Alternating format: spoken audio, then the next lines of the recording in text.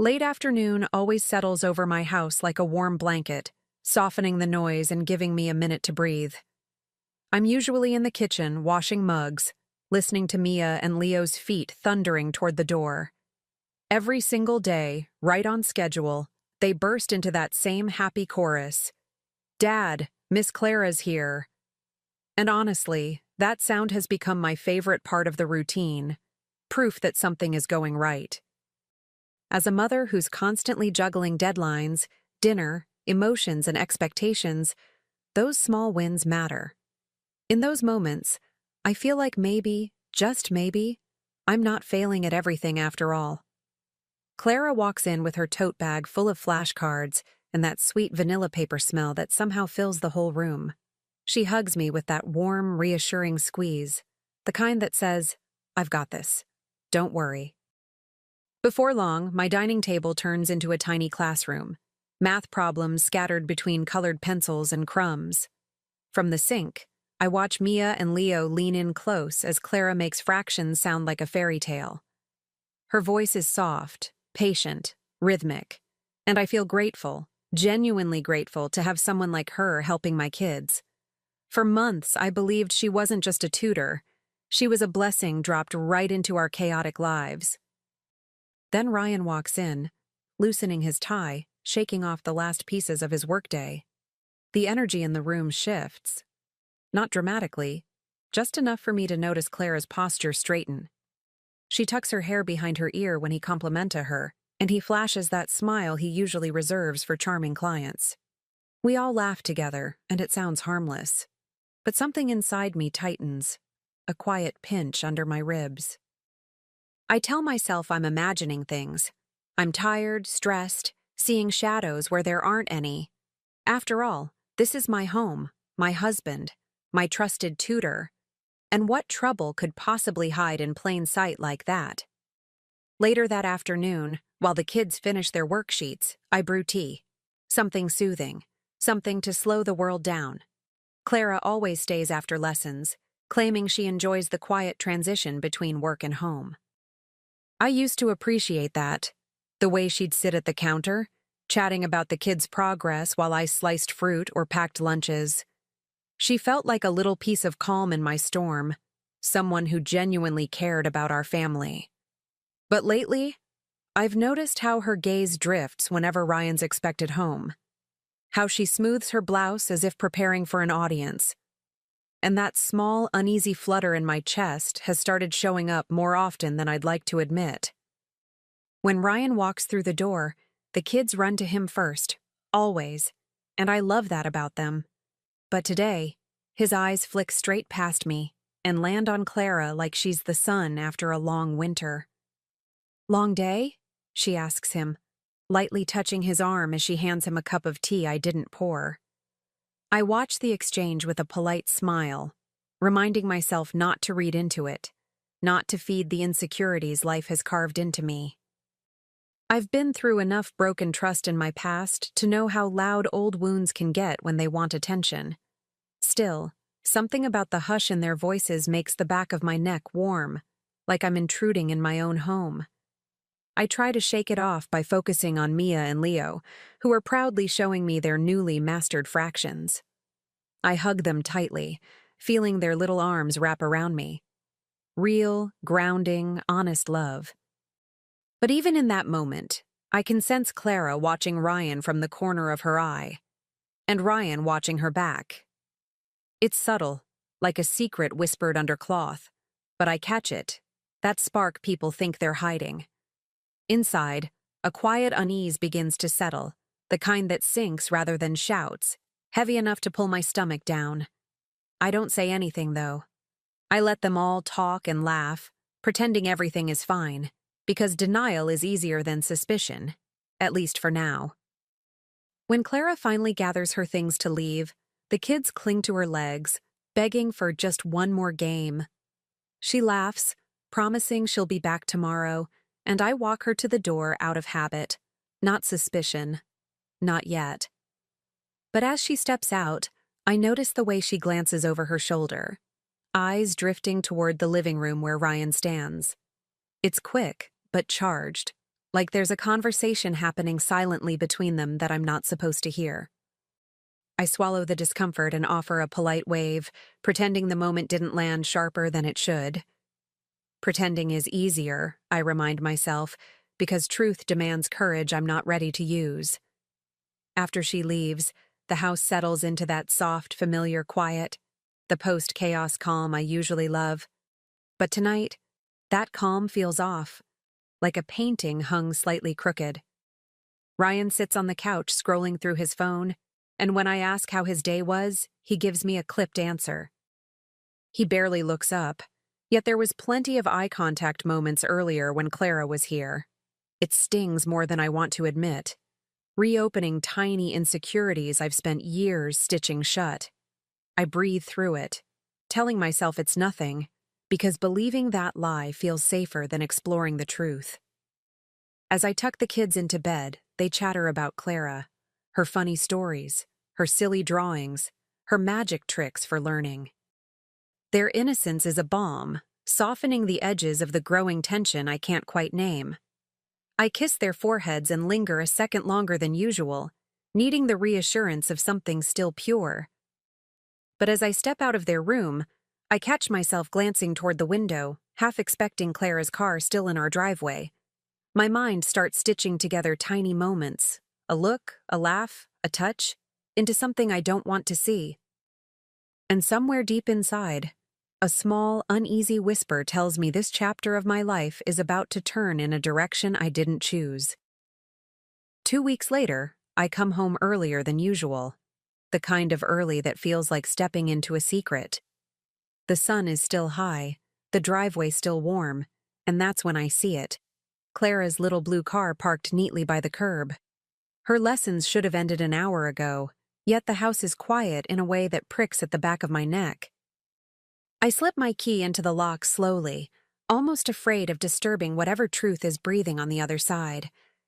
Inside, the kids' backpacks are on the floor, untouched, and their laughter, normally filling the halls, is nowhere to be heard. Somewhere deeper in the house, faint giggles float out, soft but unmistakably adult. I move through the living room like I'm walking underwater, each step heavy with a growing dread. When I reach the stairs, I find Mia and Leo upstairs, completely absorbed in a video game. They barely glance up when I ask, "Where's Clara?" which is strange on its own. They usually orbit her like little moons. Their shrugged shoulders send a chill down my spine, confirming something is wrong before I even reach the kitchen. The closer I get, the clearer the laughter becomes. Light, playful, the kind that belongs in flirtation, not tutoring. My heartbeat grows loud enough to drown out everything else, like my body already knows what my mind refuses to name. I step into the kitchen doorway, staying half hidden, my breath caught between ribs and suspicion. Clara's voice is soft, breathless, and edged with something I've never heard from her before. "Ryan, stop. They could come down any minute," she whispers, followed by a giggle that cuts me open like glass. His answer hits me with the same weight as betrayal itself. "Relax. She's never home this early." My pulse stutters.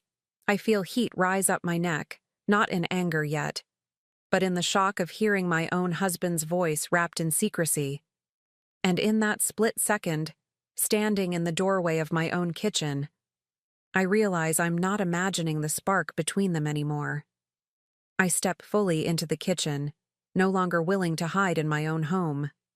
The air shifts the moment they see me, like the walls themselves snap to attention. Clara jerks backward so fast her chair scrapes the tile, and Ryan stiffens, his hand flying to smooth his shirt. They look like kids caught stealing, except the crime here is my marriage, my trust, my life. My voice comes out cold, steady, almost eerily calm, even though my heart is hammering against my ribs. "Surprise," I say. "Guess you failed math, because your timing is terrible."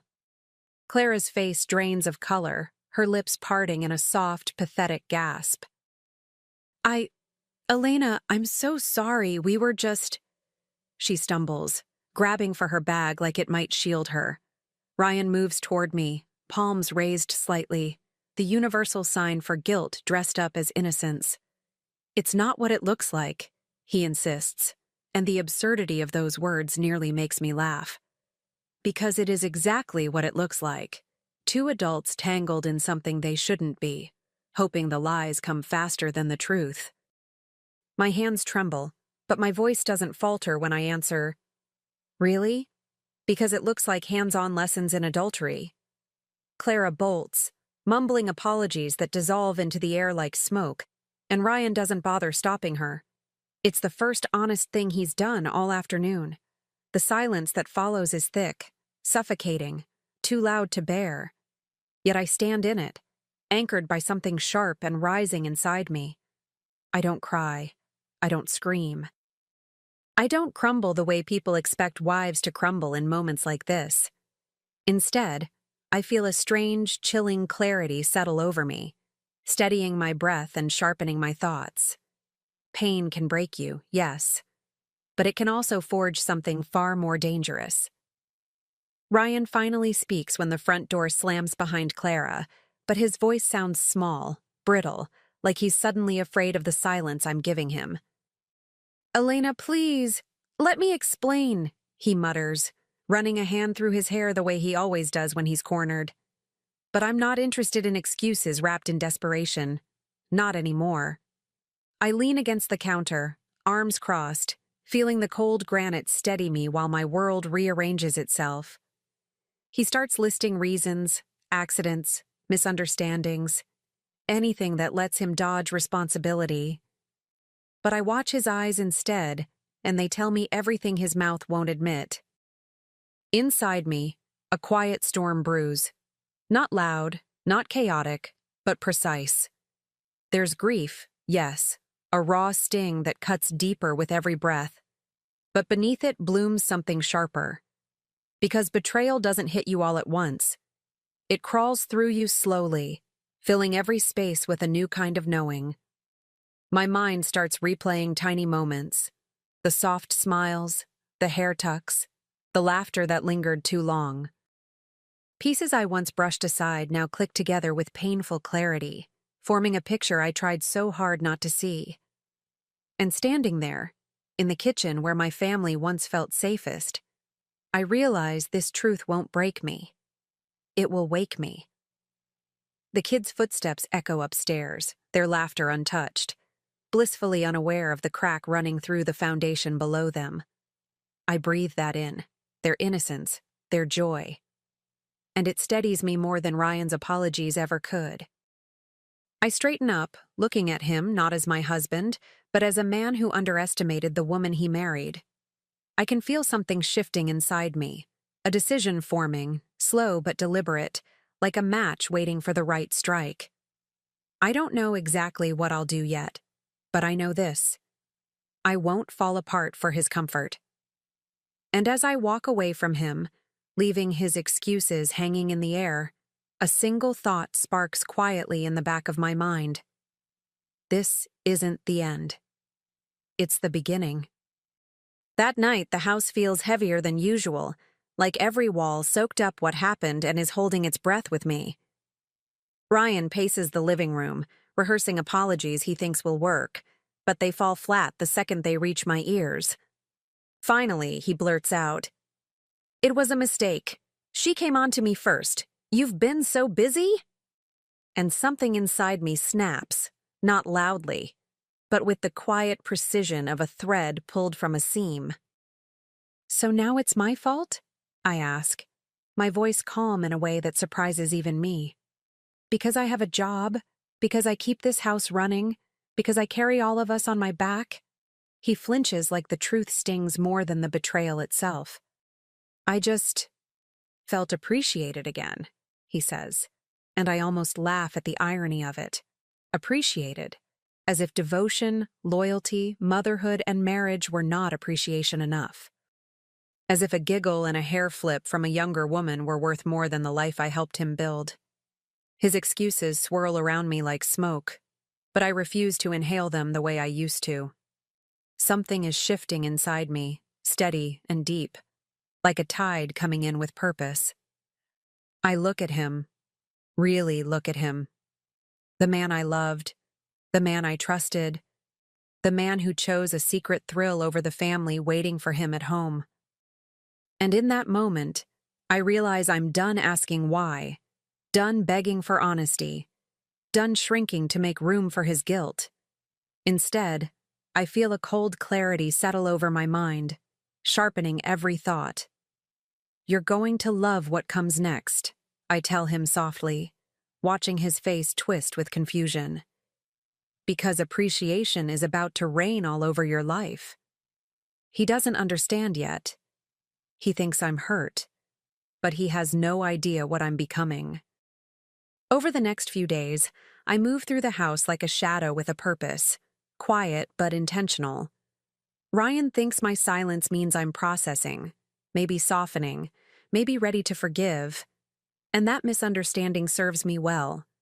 While he tiptoes around me, rehearsing apologies he'll never get to deliver, I begin gathering every piece of truth he tried to bury. Text messages saved under fake names, late-night call logs, and the most damning of all, a video from the small camera I keep in the kitchen for the kids. I watch them on the screen, laughing and touching like they own the space I built, and something inside me hardens into a steady, unbreakable resolve. It hurts, yes, but the pain sharpens me instead of shattering me. I go through his phone with a calm I didn't know I had, scrolling through threads overflowing with half-truths and full betrayals. Every "miss you," every late-night emoji, every sloppy excuse they shared becomes a new brick in the foundation of my plan. And oddly enough, I feel more alive building this silent case than I have in months, maybe years. Betrayal has a way of waking up the parts of you that motherhood, marriage, and routine can sometimes smother. I'm not proud of the fire growing inside me, but I won't put it out either. It's the only warmth I feel now. Ryan notices the shift too, the stillness in me, but he's too guilty to ask what it means. Once I've collected enough evidence to sink them both without effort, I make my final move. I call the school that recommended Clara, asking for a private meeting with the principal, Mr. Davison. My voice is steady, polite, even friendly, the voice of a woman who knows exactly what she's doing. He agrees immediately, unaware that I'm about to hand him the missing chapter of his star tutor's life. As I hang up, a quiet satisfaction settles into my chest, a feeling I didn't expect but refused to dismiss. "You wanted to play teacher, Clara?" I whisper to myself. "Let's see how you handle a pop quiz." The morning of my meeting with Mr. Davison arrives, and I dress with a calm deliberation that feels almost ceremonial. A simple blouse, neat hair, steady posture, the look of a woman no one would suspect of holding a silent storm behind her ribs. I drop the kids off at school, kiss their cheeks, and smile like nothing in our world has shifted. Inside, though, I'm carrying a truth sharp enough to cut through the polished halls I'm about to walk. When I arrive at the office, the principal greets me warmly, unaware of the digital folder tucked in my bag. He offers coffee. I decline. I'm not here for comfort. I'm here for clarity. We sit across from each other and I can tell he senses something is off. The air around me is too still, too precise. "I wanted to speak about Miss Clara," I begin, watching his eyebrows lift in expectant concern. He nods, prepared for a parent complaint about homework or scheduling, nothing more. So I slide my phone across the desk, the screen paused on Clara and Ryan wrapped in each other in my kitchen. His eyes widen slowly, shock rolling over him in a wave that drains all the color from his face. There are moments in life when silence speaks, and this one screams louder than any accusation I could ever voice. After the meeting, I step outside, letting the crisp air cool the heat pulsing beneath my skin. I don't feel triumphant, not yet, but I feel something more valuable: control. For the first time since discovering their affair, I'm not reacting. I'm directing, choosing every step with intention, And with every move, I can sense Ryan growing uneasy at home, sensing a shift he can't name. He thinks distance means doubt, but it's not doubt. It's strategy, and I'm just getting started. As I drive home, a single thought settles into place. Some lessons need to be public to truly sink in. The idea for the family dinner comes to me the same way storms roll in. Quietly at first, then with unmistakable force. I book the reservation at our favorite restaurant, the one with soft lighting and linen napkins the kids fold into silly shapes. Ryan lights up when I tell him. He thinks it's a peace offering, a crack in the ice he helped create.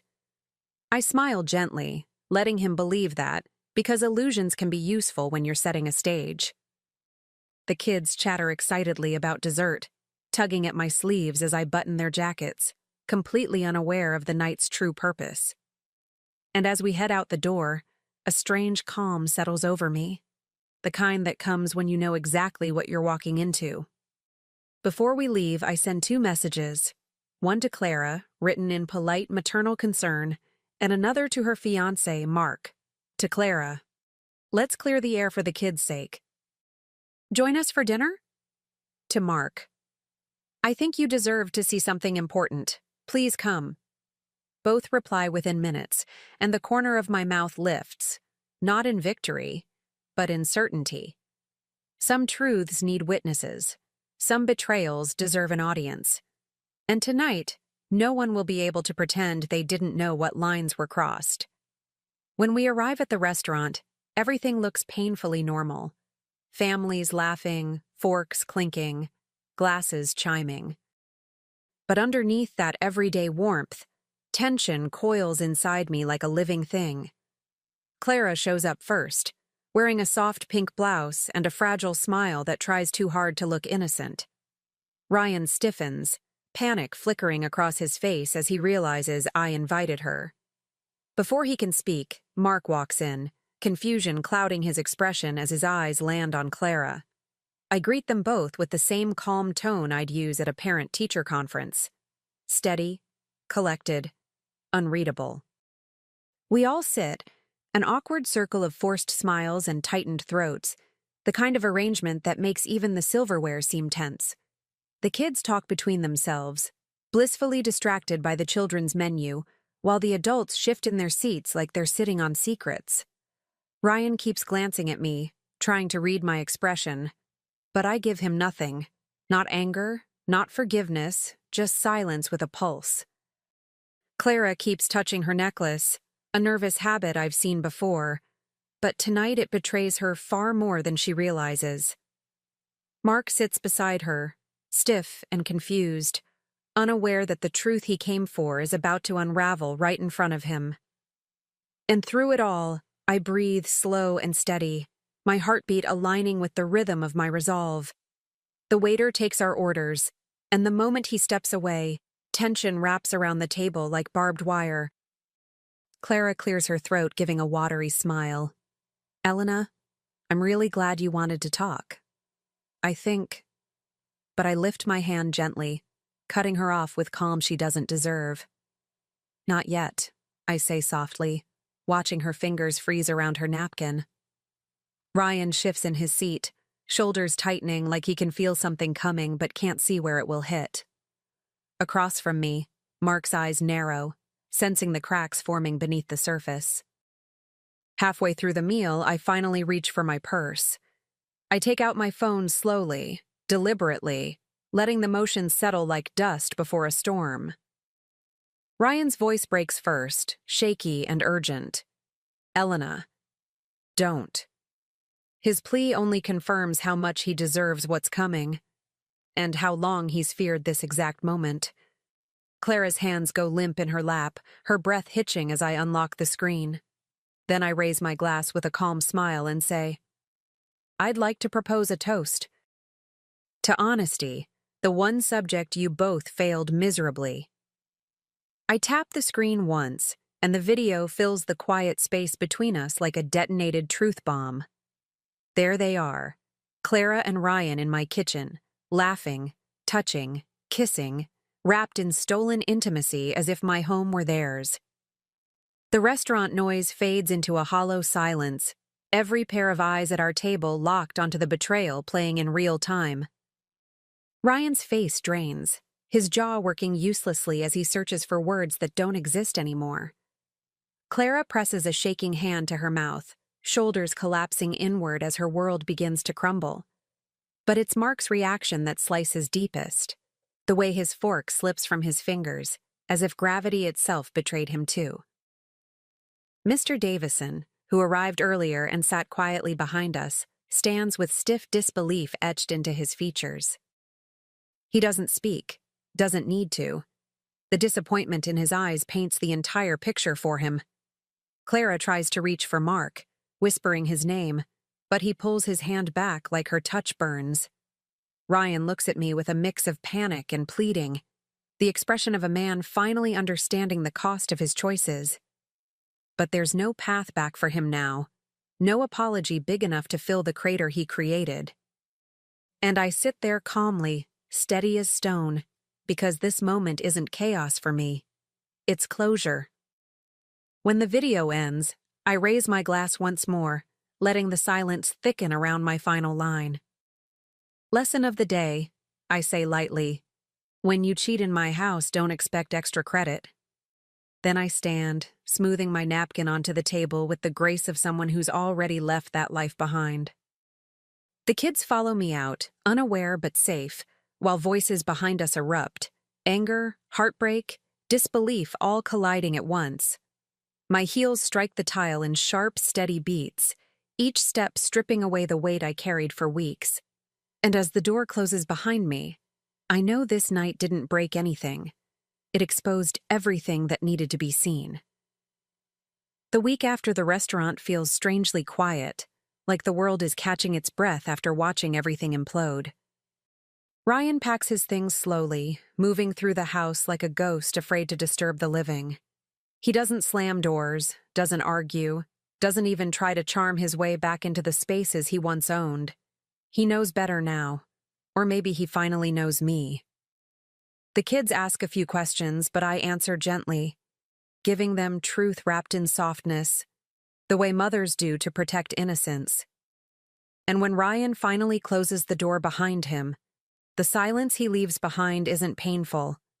It's freeing. Clara's fall is louder, more public, more dramatic than Ryan's quiet exit.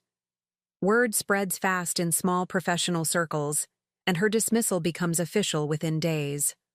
Mark blocks her number, changes his social media, and from what I hear, returns her engagement ring in an envelope. I don't celebrate any of it out loud, but inside, a part of me recognizes justice when it finally arrives. Not vengeance for vengeance's sake, but accountability, the thing they both tried so hard to avoid. And now I can finally see who they are without the fog of loyalty or trust blurring the view. Meanwhile, I meet with my lawyer. Evidence laid out on her desk like a story I no longer want to tell. She flips through everything, the messages, the calls, the video, her eyebrows lifting in quiet, impressed disbelief. "This is airtight," she says. And for the first time in a long time, I feel the ground under me solidify.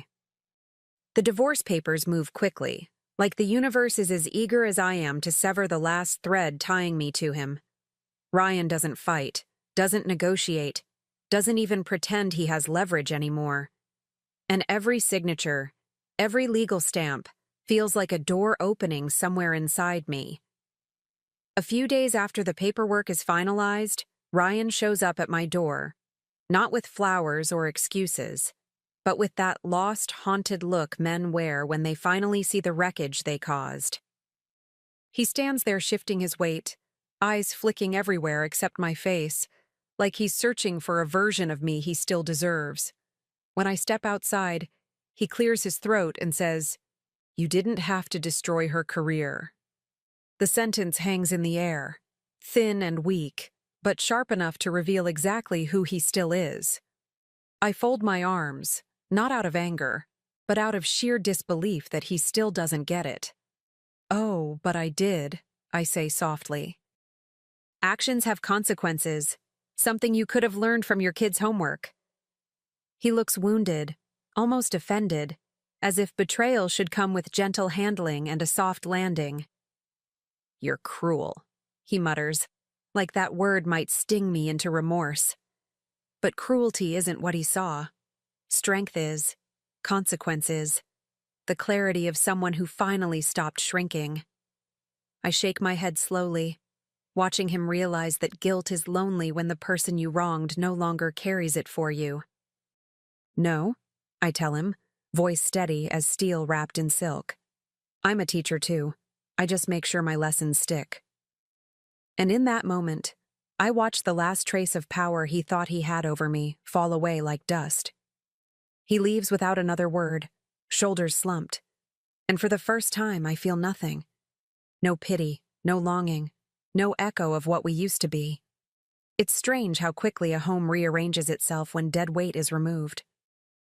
The rooms feel brighter, the walls lighter, even the air seems easier to breathe. I walk back inside and find Mia and Leo building a blanket fort, their laughter floating around like tiny sparks of hope. I sit with them, letting them crawl over my lap, their joy stitching something soft back into me. And I realize that healing doesn't always begin with forgiveness. Sometimes it starts with letting the wrong people walk away. The days settle into a new rhythm, quieter but steadier, like the storm finally passed and left the air cleaner behind it. I start rearranging the house, not out of necessity, but out of instinct, as if shifting furniture might shift the energy too. There's something healing about opening windows, letting sunlight pool on the floor, watching dust drift into corners that no longer hold secrets. The kids seem lighter as well, laughing more freely, their little shoulders no longer sensing the tension adults try so hard to hide. Each evening, we sit around the table with homework spread between us, pencils tapping and stories spilling out like warm light. And slowly, piece by piece, I feel myself returning to someone I hadn't met in years. Me. One afternoon, while Mia works on her fractions and Leo draws superheroes with enormous capes, my phone buzzes with a new email. A teaching position. Flexible hours, generous pay, something I once dreamed about before life asked me to shrink to fit everyone else's needs. I read the message twice, feeling an old version of myself stir awake, stretching her legs for the first time in forever.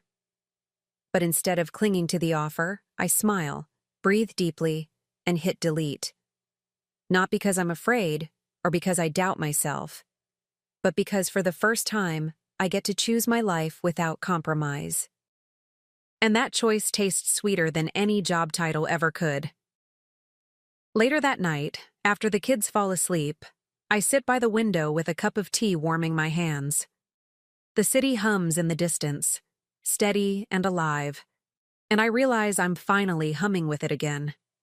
Everything I lost, everything I fought, everything I exposed, it didn't break me. It rebuilt me. And the woman staring back at her own reflection in the glass isn't hurting anymore. She's grounded. She's whole. Ryan thought he was teaching me a lesson about love, about devotion, about how much I'd tolerate to keep a family together. But in the end, I taught him something far more important. Actions always come back for their owners. Always. Months later, life feels different. Not louder, not busier, just clearer, like someone finally wiped the fog off the windows of my world. Our new apartment is smaller but warmer, filled with mismatched furniture and laughter that actually reaches the corners. Most evenings, the kids pile onto the couch with their notebooks, asking for help with homework like it's our own little ritual. Mia curls against my side, pencil in hand, while Leo sprawls across the floor, humming as he works on spelling. Their joy isn't forced anymore, and neither is mine. We're finally living without the tension that used to hide in the shadows. And in these moments, I feel something I haven't felt in a long time. Peace that doesn't apologize for existing. Tonight, Mia tugs at my sleeve with a sheepish grin. "Mom, can you help me with fractions?" she asks, holding up a worksheet covered in little pie charts. I laugh softly, brushing a strand of hair from her forehead. Sure, I tell her. Just remember, some things are better divided. She doesn't understand the deeper meaning. Not yet, but one day she will. And maybe she'll remember that strength doesn't always roar. Sometimes it shows up quietly at the kitchen table. Later, as the apartment settles into nighttime softness, my phone lights up with a new email notification. Another teaching position offer, flexible hours, great pay, the kind of job I once would have reshaped my life around. For a moment, I hover over the screen, considering a version of myself who would have said yes without hesitation. But that version isn't here anymore. I delete the email and set the phone down, smiling at the freedom in that simple act. And as I lean back, sipping my tea, one final truth settles into my chest with steady certainty. He thought he was teaching me about love, but I taught him about consequences.